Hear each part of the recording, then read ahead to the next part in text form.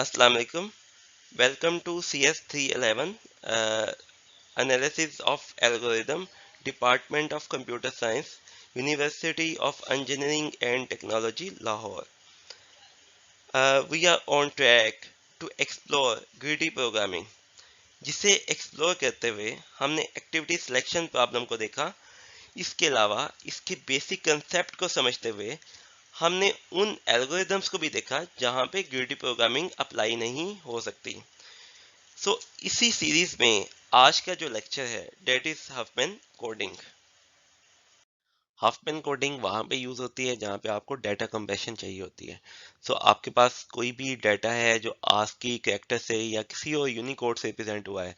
ASCII में 8 bits use होते हैं किसी भी कैरेक्टर को रिप्रेजेंट करने के लिए। हमारे पास इंग्लिश के कैरेक्टर्स हैं जिनको 8 बिट से रिप्रेजेंट किया गया है।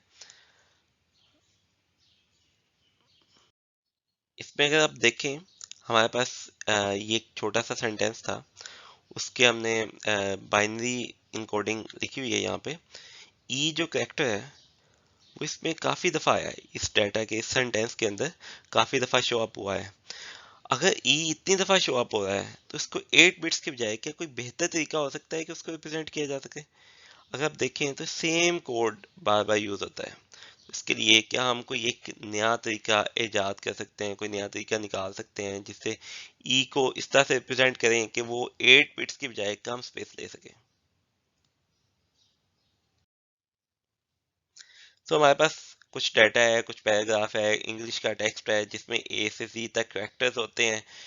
एक कैरेक्टर की कोई डिस्ट्रीब्यूशन है कि उसकी फ्रीक्वेंसी कितनी है, उसकी 8% फ्रीक्वेंसी है। बी की अगर देखें उसकी 2% से कम फ्रीक्वेंसी है। सी की देखें, सी की उससे ज़्यादा फ्रीक्वेंसी है, 0.3 हो सकती है। डी की 0.4 या 4% फ्रीक्वेंसी है। सबसे ज़्यादा फ्रीक्वेंसी यहाँ पे ई की है जो रफली 13% ऑफ द टेक्स्ट जो है वो ई यहाँ पे अवेलेबल है। सिंप्लिसिटी के लिए हम एक छोटी एग्जांपल के साथ जाएंगे। ए टू एफ तक हमारे पास कैरेक्टर्स मौजूद हैं। ए की जो फ्रीक्वेंसी है वो 45% है, बी की 13%, सी की 12, डी की 16, ई की 9 एंड एफ की 5। इनको कैसे एफिशिएंटली इनकोड किया जा सके कि कम स्पेस लें। आस्की में हर कैरेक्टर को 8 बिट से रिप्रेजेंट किया जाता है। अगर आप ये देखें कि ए की फ्रीक्वेंसी 45,000 है, बी की फ्रीक्वेंसी 13,000 है या 13% भी कह सकते हैं, सी की फ्रीक्वेंसी 12%, डी की फ्रीक्वेंसी 16%, ई की फ्रीक्वेंसी 9%, एफ की फ्रीक्वेंसी 5% है। अगर हमारे पास इतने कैरेक्टर्स 6 कैरेक्टर्स मौजूद हों, वो टोटल स्पेस फाइल में कितनी लेंगे? उनकी फ्रीक्वेंसी मल्टीप्लाई बाय जितनी वो स्पेस लेते हैं। हर करेक्टर, हर लेटर टोटल स्पेस 8 बिट्स लेता है। तो आप ये कह सकते हैं कि 45 plus 13 plus 12 plus 16 plus 9 plus 5, हर करेक्टर जो है वो 8 बिट स्पेस लेगा। इसको 8 से मल्टीप्लाई करें, 100 multiply by 8 is equal to 800K। 800K का मतलब ये है कि जो स्पेस है टोटल, जब फाइल के अंदर ये कैरेक्टर्स इतना टेक्स्ट लिखा होगा विद द गिवन फ्रीक्वेंसी, तो टोटल स्पेस 800 के ली जाएगी फाइल के थ्रू। अब मैं ये कहता हूँ कि आस्की में 8 बिट्स को ज़ाया करने के बगैर मेरे पास 6 कैरेक्टर्स हैं सिर्फ फाइल में, तो मैं 8 कैरेक्टर्स की बजाय 3 बिट से रिप्रेजेंट करने की कोशिश करूंगा। जब 3 बिट से रिप्रेजेंट किया जाएगा तो टोटल जो फ्रीक्वेंसी बनती है डेट इज 100 मल्टीप्लाई बाय 3। अब हर कैरेक्टर को 3 बिट से रिप्रेजेंट किया जाएगा। मैंने 0 1 2 3 4 5 का कोड असाइन किया है। तो आपके पास जो टोटल बनती है स्पेस डेट इज 300K। आप देख सकते हैं कि इसमें स्पेस तो रिड्यूस हुई है, लेकिन स्टिल इससे भी हम कम स्पेस को से रिप्रेजेंट कर सकते हैं। जो 6 और 7 का कोड है वो कभी भी यूज़ नहीं हुआ। ए की फ्रीक्वेंसी काफ़ी ज़्यादा है। इसमें ड्रॉबैक ये है कि जब ए की फ्रीक्वेंसी बहुत ज़्यादा है तो उसको 3 बिट्स देने के बजाय उसको शॉर्टर कोड दे दें, उससे छोटा कोड दे दें। हो सकता है 1 बिट से ए को आप रिप्रेजेंट करें, आपकी स्पेस मज़ीद कम हो जाए। सेकंड ट्राई फाइल्स या डाटा को कंप्रेस करने की ये हो सकती है कि जिन कैरेक्टर्स की फ्रीक्वेंसी सबसे ज़्यादा है उनको आप सबसे छोटा कोड असाइन करें, और जो उसके बाद वाले कैरेक्टर्स हैं उनको उससे बड़ा कोड असाइन करें। सो हमने ए और डी को 1 लेंथ का कोड असाइन किया है। जो बी, सी, ई और एफ है उसको हमने 2 बिट्स का कोड असाइन किया है। इस केस में आपके पास जो टोटल स्पेस लगेगी that is 45 multiply by 1 plus 13। B की फ्रीक्वेंसी 13 है, उसको 2 बिट्स का कोड असाइन हुआ है 2 लेंथ का, उसको मैंने 2 से मल्टीप्लाई किया। प्लस सी की फ्रीक्वेंसी 12,000 है, उसको 2 बिट्स लेंथ का कोड असाइन हुआ है। प्लस डी की फ्रीक्वेंसी 16 है, उसको 1 बिट लेंथ का कोड असाइन हुआ है। Plus 9 multiply by 2 plus F की फ्रीक्वेंसी 5000 है, उसको 2 बिट लेंथ का कोड असाइन हुआ है। जो टोटल आंसर आपके पास आता है that is 45 plus 26 plus 24 plus 16 plus 18 plus 10, जिसे आप कैलकुलेट कर सकते हैं। ये स्पेस फिक्स लेंथ कोड से कम होगी, लेकिन इसका एक ड्रॉबैक है। मेरे पास मैंने फाइल को कंप्रेस किया, तो जहाँ जहाँ पे ए आया मैंने उसको 0 लिख दिया, बी आया उसको 00 से रिप्रेजेंट कर दिया। अब इसमें मसला ये है, मेरे पास ये कोड गिवन है कि इसको आपने डीकम्प्रेस करना है। अब इसका मतलब ये है कि मैंने इन कोड्स के हिसाब से देखते हुए ये सोचना है कि कोड किस चीज़ का होगा। मैं ये भी सोच सकता हूँ कि जो 00 हैं ये बी को रिप्रेजेंट कर सकते हैं, जिसके बाद ए है वो 0 जो है वो ए को रिप्रेजेंट कर सकता है। इसका मतलब ये भी हो सकता है कि ये ट्रिपल ए भी हो सकता है, 0 0 0, तीनों 0 मिलके ए को रिप्रेजेंट कर सकते हैं। सो इसमें बड़ा कंफ्यूजिंग हो जाएगा जब आपने फाइल को डीकम्प्रेस करना होगा।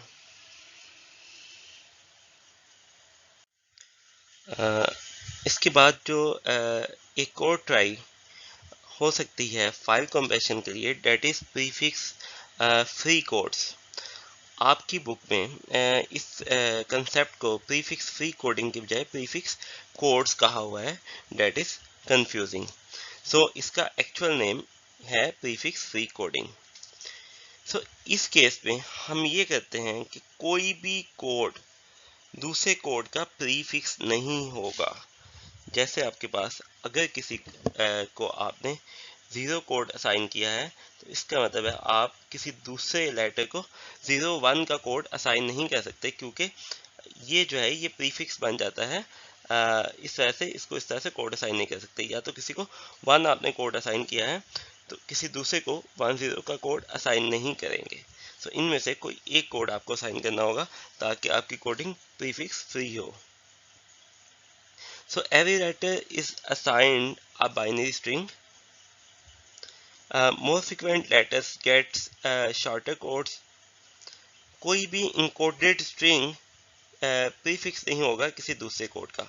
सो अगर आप देखें तो हमारे पास कोड्स गिवन है जो हमने रैंडमली असाइन की हैं इस तरह से कि कोई एक कोड किसी दूसरे कोड का प्रीफिक्स नहीं होगा।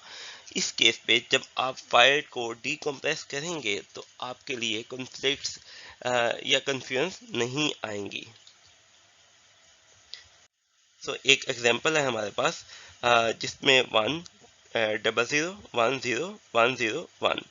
सो 10 किसी का भी कोड नहीं है। सो आपको पता है कि 100 एफ का कोड है, 10 किसी का भी नहीं है। सो 101 जो है वो बी का कोड है, जो 01 है वो ए का कोड है, जैसा कि आप स्लाइड में देख सकते हैं। लेकिन कौन सा एफिशिएंट वे हो सकता है कि हम इन लेटर्स को प्रीफिक्स फ्री कोडिंग असाइन कर सकें ताकि कम से कम बिट्स यूज हो सकें। लेकिन जो अभी हमने रैंडमली कोड्स असाइन किए हैं, this is not the way. जब भी आप अपने कैरेक्टर्स को, अपने लेटर्स को एक ट्री से रिप्रेजेंट करेंगे तो आपको गारंटी है कि जो कोड्स बनेंगे वो प्रीफिक्स फ्री कोड्स होंगे। उसकी वजह यह है कि हर कैरेक्टर का एक यूनिक पाथ मौजूद है, हर कैरेक्टर लीफ में मौजूद है। सो ए को जो कोड असाइन हुआ है डेट इज 00, जो बी को डी को कोड असाइन हुआ है डेट इज 01, जो एफ को कोड असाइन हुआ है डेट इज 100, जो बी को कोड असाइन हुआ है डेट इज 101। इसी तरह से आप बाकी भी कोड्स देख सकते हैं। B:13 का मतलब यह है कि जो बी की फ्रीक्वेंसी है डेट इज 13,000 या 13% of the characters that even appear. हमारा ट्री कितना अच्छा बना है उसका तयन इस बात से किया जा सकता है कि जो कोड्स असाइन हुए हैं उनको जब फाइल कंप्रेशन के लिए अप्लाई किया जाएगा तो कंप्रेस्ड फाइल कितनी स्पेस लेगी। सो जितनी कम स्पेस लेगी उतना अच्छा आपका ट्री बनेगा। अगर आप इस ट्री में देखें तो ए को 2 बिट्स का कोड असाइन हुआ है। अगर आप पाथ पे देखें तो हमें क्लियरली इस बात का पता लगता है। जो डी है उसको भी 2 बिट लेंथ का कोड असाइन हुआ है। जो एफ, बी, सी और ई है उसको 3 लेंथ का कोड असाइन हुआ है। सो जो फार्मूला है वो इस तरह से हो सकता है कि frequency of the character multiply by depth of the tree. So ये जो ए है लीफ नोड में मौजूद है, यहाँ तक जो ट्री की डेप्थ होगी वो 2 है। सो जितनी डेप्थ होगी उतने बिट्स का कोड असाइन होगा। सो जो फार्मूला है that is frequency of the X, X is the character of the letter multiply by depth of the X.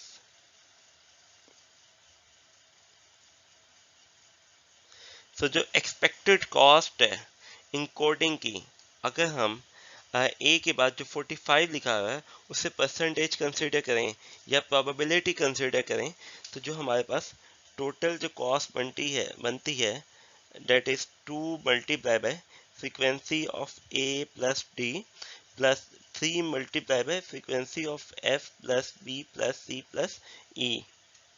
सो जब इस फार्मूले से कम कॉस्ट आएगी वो ट्री सबसे अच्छा होगा। सो अगेन हमने अपना प्रॉब्लम सेटअप किया जिसमें जो मेन गोल है to reduce the cost. So ये ऑप्टिमाइजेशन की प्रॉब्लम है।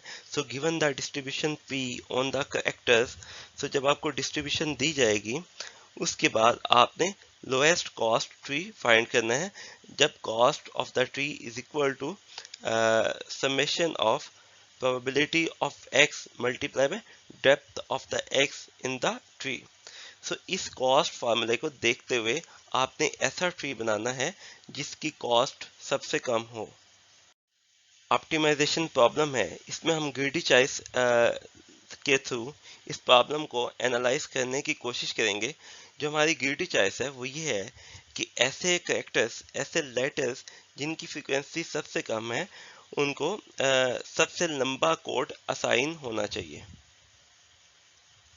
हम आहिस्ता आहिस्ता सब ट्रीज को बिल्डअप करेंगे जिसमें सबसे कम फ्रीक्वेंसी वाले लेटर्स से स्टार्ट किया जाएगा। सबसे कम फ्रीक्वेंसी के लेटर्स ई और एफ हैं। ई और एफ की फ्रीक्वेंसी 9 और 5 है। इसको आप 9 और 5,000 भी कह सकते हैं या 9 और 5% भी कह सकते हैं। तो इनको कंबाइन करने के बाद एक ऐसी नोड बना दें जिसमें दोनों की फ्रीक्वेंसी का सम हो। और दो नोड्स हैं एक तरफ आप 0 लेटर्स लेफ्ट साइड पे असाइन कर दें और राइट साइड पे आप 1 असाइन कर दें। ये आपकी अपनी चॉइस है। मैंने ये चॉइस ली कि लेफ्ट साइड पे 0 होगा और राइट साइड पे 1 होगा। अब आपने मिनिमम देखना है 14 में से, 16, 12, 13, 45 में से। क्योंकि ये कंबाइन हो चुके हैं, इनको आपने अब नहीं देखना, ये कंबाइन होके एक नोड बना चुके हैं। सो आपके पास जो अब मिनिमम नोड्स हैं गिवन नोड्स में से, वो बी और सी की फ्रीक्वेंसी है। आप इनको कंबाइन करने के बाद, इनको मर्ज करने के बाद इसकी जो नोड बनाएंगे उसमें इन दोनों की फ्रीक्वेंसीज का सम हो जाएगा। लेफ्ट साइड पे 0 कोड असाइन किया, राइट साइड पे 1 कोड असाइन किया। इसके बाद जो आपने मिनिमम देखना है वो आपने 25 में से, 45 में से, डी में से, 14 में से।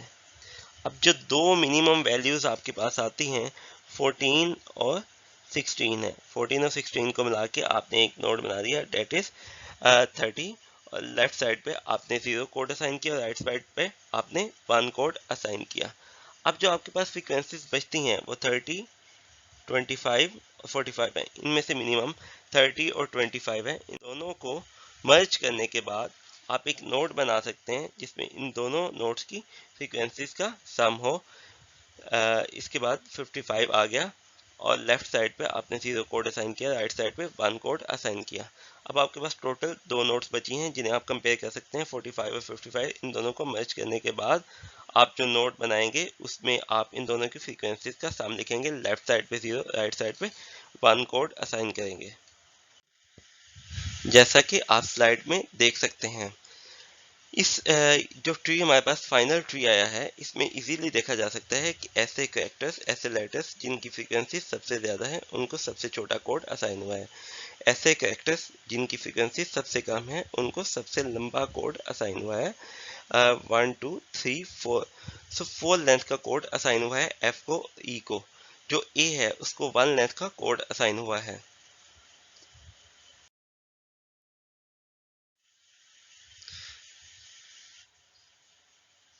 सो फाइनल कोड इस ट्री में लिखे गए हैं। जो फाइनल कोड्स हैं, ए के लिए जो कोड है डेट इज 0, बी के लिए जो कोड है डेट इज 100, जो सी के लिए कोड है डेट इज 101, जो डी के लिए कोड है डेट इज 110, जो ई और एफ का कोड है वो मैक्सिमम लेंथ का है 4 लेंथ। जो एक्सपेक्टेड कॉस्ट है इस ट्री में वो हम कैलकुलेट करेंगे। जो सबसे कम लेंथ का कोड है ए को असाइन हुआ है, ए की फ्रीक्वेंसी है 45, सो 1 मल्टीप्लाई बाय 0.45 प्लस 3 लेंथ का जो कोड असाइन हुआ है वो असाइन हुआ है बी को, सी को और डी को। इन तीनों की फ्रीक्वेंसीज का सम करें तो आपके पास 41 बनता है, 3 मल्टीप्लाई बाय 41। जो 4 लेंथ का कोड असाइन हुआ है वो ई और एफ को असाइन हुआ है, जिसकी लेंथ बनती है जिसकी फ्रीक्वेंसी बनती है 14। सो जो टोटल एक्सपेक्टेड कॉस्ट जो है वो इनकोडिंग की है that is 2.24।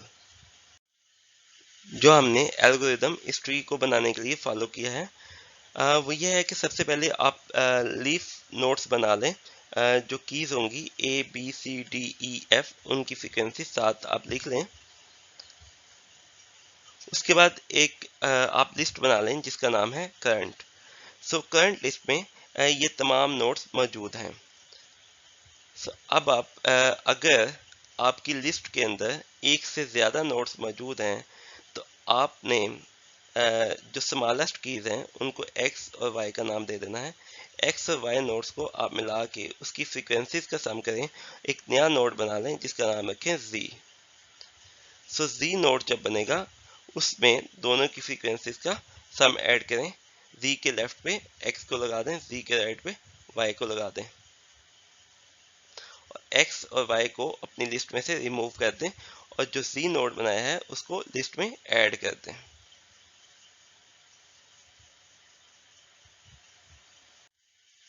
This is known as Huffman coding algorithm, जिसे हमने ग्रीडी चॉइस के थ्रू सॉल्व किया है। ग्रीडी चॉइस क्या थी कि आपने ऐसी दो कीज पिक करनी है जिनकी फ्रीक्वेंसी सबसे कम है।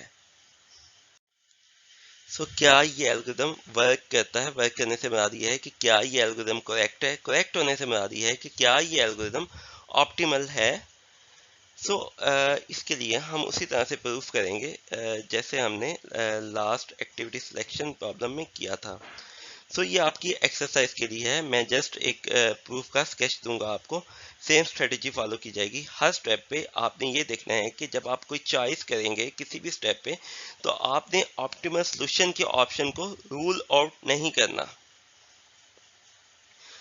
एक लेमा है कि suppose that x and y are the two least frequent letters, then there is an optimal tree where x and y are the siblings. जब भी आपके पास दो लीस्ट फ्रीक्वेंट लेटर्स मौजूद हैं और उनके लिए आप चॉइस करें कि आपने इन दोनों को मिला के एक नोड बनाना है, तो वो उस ट्री में दोनों सिबलिंग होंगे, मतलब एक ही नोड के दोनों चाइल्ड होंगे। इस लेमा को आपने प्रूफ करना है। इस लेमा का प्रूफ आपकी बुक में भी मौजूद है। ये आपकी एक्सरसाइज के तौर पे मौजूद है जिसे आपने कंप्लीट करना है। व्हाट वी हैव लर्नड, हमने ये देखा कि आस्की जो है वो ऑप्टिमल वे नहीं है इंग्लिश को इनकोड करने का, क्योंकि जितने भी लेटर्स हैं उनकी डिस्ट्रीब्यूशन, उनकी फ्रीक्वेंसी, उनकी परसेंटेज उस टेक्स्ट में यूनिफॉर्म नहीं है।